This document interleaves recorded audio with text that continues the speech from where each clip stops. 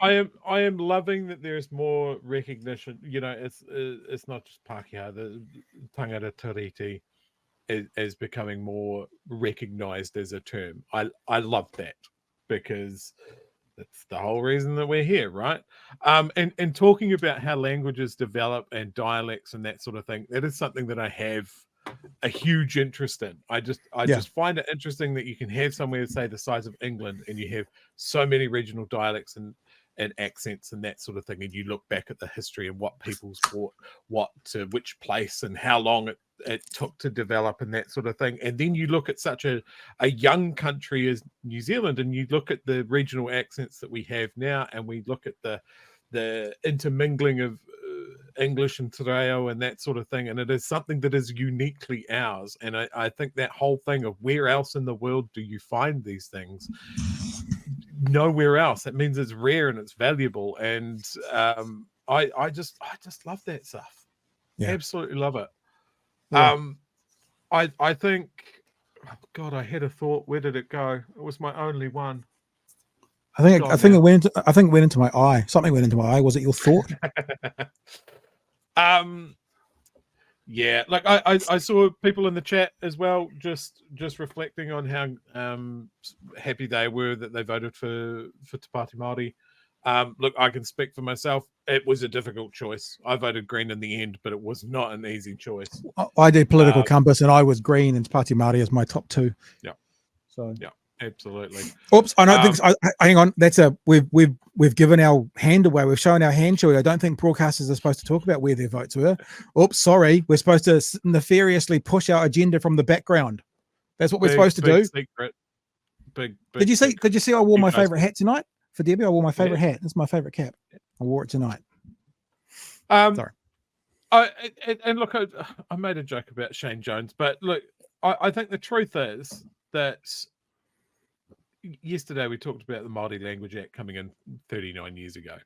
Yeah. And I think when you look at people like Winston, like Shane Jones and that sort of thing, they are speaking to a New Zealand that is gone now. And I think when you look at the parties like Pāti Māori, they're talking to a country that is yet to come. Yeah, that's really good way. That's a really good way, bro. That's brilliant. If they can mobilize those young people that turned out for their demonstration, if they can get them to the polls, if they can get their message out as effectively as they have been over the last couple of years, yeah. I only see good things, and I'm glad that there's a party there with some fucking fight in them, because we are going to need it. We are going to need someone to follow. No, I love it when when we just chat and a real gem comes out. That's a real gem you just came up with, bro. Everyone should take note of that. And I think that the votes for the Greens and Te Pāti Māori are not just a vote for tomorrow, but they're a vote for today and tomorrow. They're a vote for traveling forward, whereas the other votes are a vote for, as you say. I mean, let's just be honest. It was literally National's slogan to get us back. So it was literally that. Forward, always forward. Now, I don't think it's any surprise as well that Māori have an affinity for what's going. Oh, I remember my thought now. We were talking about Gaza. Yeah. I had a conversation today with a customer. He had a particular problem in that he had run up a massive phone bill and was wondering, what it was made of. So I looked it up, and it was international calls. And I said, "Where are you from?" And he goes, "I'm from Gaza. I'm trying to get hold of my family." Wow. And my heart fucking dropped, dude. Because I was looking at his phone at the time, and I saw all these calls that didn't go through. Yeah, and not picked up, didn't go through. Wow. Yeah.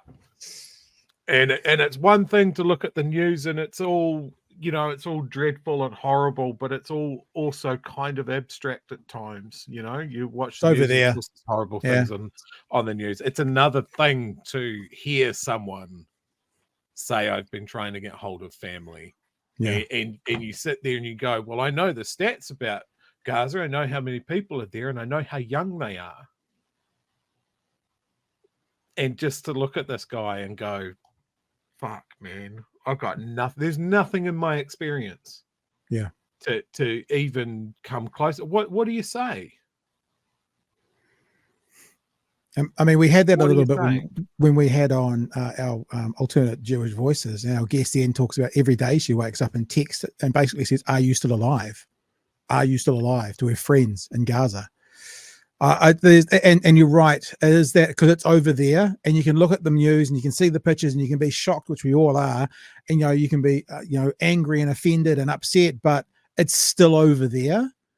It's not a interpersonal daily thing for us, unless you're someone like you're speaking of who's been there. Look, and on the other side, I saw in the news tonight someone at a pro-Jewish rally. She was 18 and she was going back to be put into the IDF because that's what Jewish citizens have to do. And I feel for her as well. I mean, it's not her decision. It's all pretty messed up. And like normally, it's even a little bit like politics in general. It's always the little guy that gets fucked. It's always the worker who gets fucked when you're talking politics and that kind of stuff. In war, it's always the citizens and the civilians who get fucked. And it's just, it's like puppets up the top pulling their strings, citizens down the bottom, feeling the brunt of whatever's going on. It's just horrific. I want to talk about the flip side of that I saw in a fucking TikTok that made me want to throw my phone across the room. So I'm having difficulty verbalizing this because it's so fucking disgusting. A sniper in a hide in a building overlooking a neighborhood over a gully or a park or something like that in Gaza, but big rifle sitting on a sandbag looking out over the thing. And the guy in the post had spray painted across the top of this little window that he was looking through. Save the date. And he'd put a date on there because he'd proposed to his girlfriend. And that was how he was telling everyone. Wow. And coincidentally, I saw another two IDF soldiers get engaged, propose, whatever, in front of all of their comrades in the grounds of a destroyed school. And they were stoked at the next stage of their life. And I'm like, just the schism at what's going on. Propose to your girlfriend in front of a bombed school. What the fuck? Well, we've all seen that footage of the guy of the IDF enforcer who was manhandling or looking after the reporter and came up to the camera and said, "We will raise Gaza to the ground." So yeah, and look, I'm not playing both sides when I say that, but I just know that there are polls in Israel at the moment that 75% of them don't agree with what Netanyahu's doing. It's this geopolitical game between governments catches everybody out. In World War II, it wasn't the German people who were getting bombed by the British. It was also the British people who were getting bombed by the Germans. It's the citizens that always seem to be worse off. And then it's the soldiers as well. I mean, like even in those wars, I'm sure you know them better than me. Once they did things like cleared off bodies off the ground at Gallipoli, and they got to know each other and see that the enemy on the other side was actually a human being who had a family. And I saw a picture of her girlfriend. There's stories, Chewie, and you can correct me if I'm wrong, but there's stories that after they have that kind of game of soccer in the middle of the ground for the next 5 to 10 days, they were shooting over the opposition's head on purpose because they were humans all of a sudden. And all of a sudden they realized, well, what are we as 18-year-old soldiers doing? That person's done nothing to me, and I'm not equating that to the IDF versus, Palestinian civilians. I'm just saying that it's this geopolitical war between countries catches up the innocence at the bottom is what I'm saying, Chewie. The story that you're talking about had to be resolved by both sides swapping out the units in that sector. Oh, really? Yeah. To make sure they start killing each other again. Yeah, that was their solution to it. And I mean, this is why a big part of war fighting is the dehumanization. You're not fighting another person just like you. You're fighting the enemy. You're not killing someone. You're servicing the target, or it's all dehumanized because right. There've been studies. Most people don't want to obviously kill someone unless there's a good reason. And it's, you know, a lot of these geopolitical reasons aren't good enough reasons for your average person to pick up a gun and take some lives. Yeah. And this is why something like the Hamas attacks that kicked off this latest wave of bullshittery, that's why the things that we heard about it were so scandalous. Beheaded babies, you know, that's dropped away because they can't prove it. Yeah. You know, all of these horrible affronts to humanity were screamed loud and clear from the top because it would mobilize a response. It would let people off their self-imposed leashes, and that's what they wanted. It's, you know, when you talk about the comparison with the other big conflict, you know, Ukraine, you don't generally have to do that because you're defending a homeland. Right. Russia has a completely different issue, is that they're not winning, and the reasons for what they're doing is not strong. So they have to come up with bullshit about Ukrainians all being Nazis and stuff like that. And this is what we see in Israel as well. Everyone in Gaza is Hamas. Everyone in Gaza wants to wipe out Israel. You know, it's objectively not true, but they cannot have these people recognize themselves in Palestinians. I'll tell you this as well. I made a decision tonight in that conversation, and I'm not going to play this game anymore of, you know, talking about Palestinian people and having to go, oh, I don't mean Hamas. I think people who are trying to have peace in the region, and especially for the civilians in Gaza who are being bombed and killed in disproportionate, unbelievable numbers. And we talk about this a lot. So often you'll get a guest on the media, and if they are a quote unquote pro-Palestinian voice, they get forced to denounce Hamas. But if they are a quote unquote pro-Israeli voice, they never get forced to denounce Israel bombing apartment buildings. And I think I'm over that. Like, and I thought about it as Debbie was speaking, and I thought about asking her, you know, but we're not talking about Hamas here, are we? But I thought, no, fuck it. We don't. No one said we're for Hamas. And people like, you know, Karen Plunkett, who was doing disgusting things on his Twitter feed at the moment, referring to people wearing, I always get the word wrong, the keffers. What are they called? Is it the kefir? Yeah. The kefir? I've got one behind me here. Basically saying if you wear that, you're dressing like a rapist, quote unquote rapist. Right. Yeah, completely. But I think what I actually made a decision during that conversation is that we are saying we want peace in the region. We are saying stop killing civilians. And at the moment, the civilians that are being killed are the Palestinians. We are pro saving lives of Palestinians.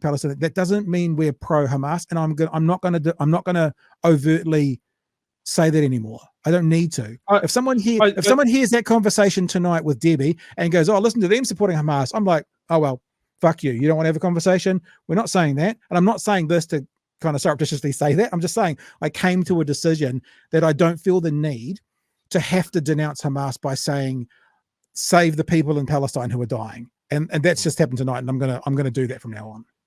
I saw a TikTok that basically laid out exactly what you're talking about. It does not matter what the argument is. The answer is, I believe in human rights for Palestinians. Yeah. Oh, but what about? The answer is, I believe in human rights for Palestinians. Yeah. Oh, so what you're saying is this.